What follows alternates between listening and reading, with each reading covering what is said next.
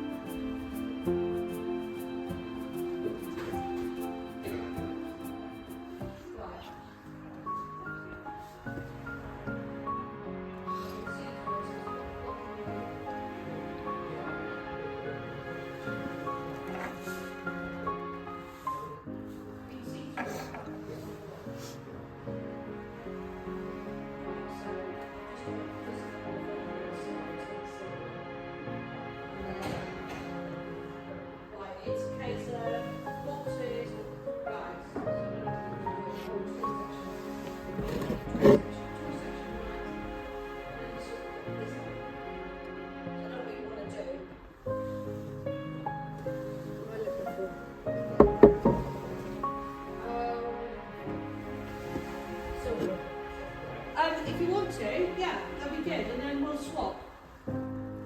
If you do a few bags, you do. Ah, okay. What about that one? That's a large two-seater.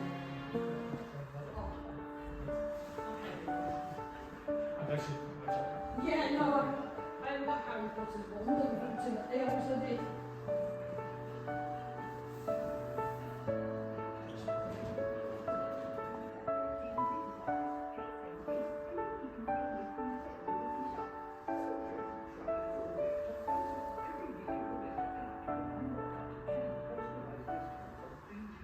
I think I got about 6 items, all big things, spent about £18. But there's one thing that I'm really excited about. It's absolutely gorgeous, and I'll be tempted to keep it myself. Watch this space. I'll be recording what I got when I get home. Hello, welcome back. I hope you enjoyed my little trip around Animal Hospital in Cambourne.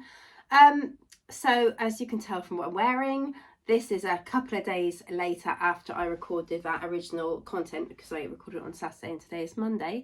I only picked up 4 different items, so I didn't get an awful lot, but as I think I've said before, as I go on in my reselling journey, I tend to become more selective. That's not always evident, but it depends on what is available. So anyway, let's get on with what I found when I was out from the footage you watched. First of all, I bought these. So these are modern, no markings on them, just very generic storage canisters. So there's 3 of them in a nice kind of tiled grey and white print in slightly different prints, as you can see there. That's the 3rd one there. This set of 3 was £3. I find storage canisters tend to sell really well, even if they're modern, if they've got quite an attractive pattern on them and they're in pretty good nick, which these are. I mean, they're nice and clean inside. They've still got that the rubber seal around the end. Yeah, so I mean, these might be a little bit older. They might be something like Next, but because they're not marked on the bottom, I'm not quite so sure. They've got a natural wood top as well. The second thing I picked up was this. I always pick this up when I see it, especially the older style, amber glass. It's popular. I think I said on my last video, one of my other videos, I went into TK Maxx with my daughter, and there's a lot of amber glass, modern amber glass. So I know that it's trending, but this is obviously some vintage.